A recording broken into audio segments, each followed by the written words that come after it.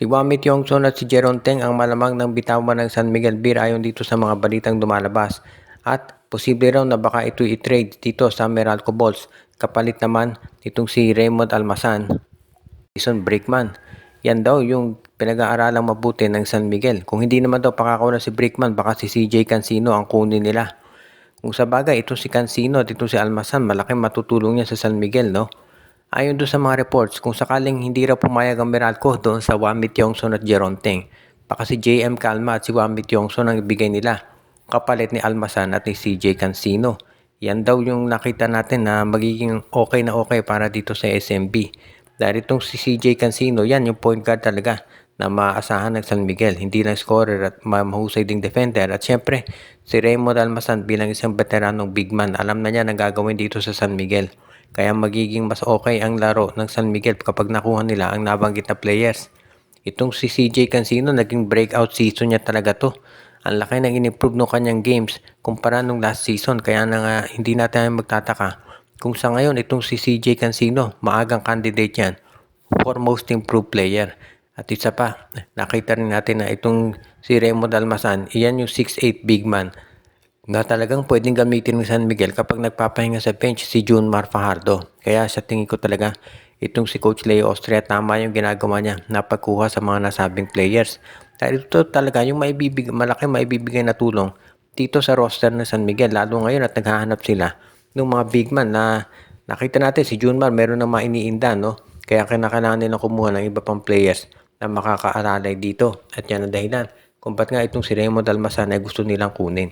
As much as possible, nakikita na ng San Miguel Beer yung mga pagbabago na makagawa nila dito sa kanilang roster, lalo na ngayon at maganda yung kanilang lineup. Ang Blackwater Bossing naman daw ay interesado dito kay RR Pugoy ng TNT Tropa dahil naghahanap daw sila ng isa pang scorer in case nga mawala itong si Cedric Bearfield. At itong si RR Pugoy, willing naman daw ang TNT na i-trade yan. Patunog nga yung balita dati pa no, na RR Pugoy for Cedric Bearfield daw yung magiging trade. Kaya kung sakasakali na ito'y matutuloy, talagang makasasabi natin na okay na rin to para dito sa Blackwater. May mga magsasabi na malulugi ang Blackwater sa trade na yan. At talaga namang malulugi sila dahil syempre si RR Pugoy mas matanda na at nagkagagaling lang sa injury. Tamatara si Bearfield, wala pa yan sa peak ng kanyang karera dito sa PBA.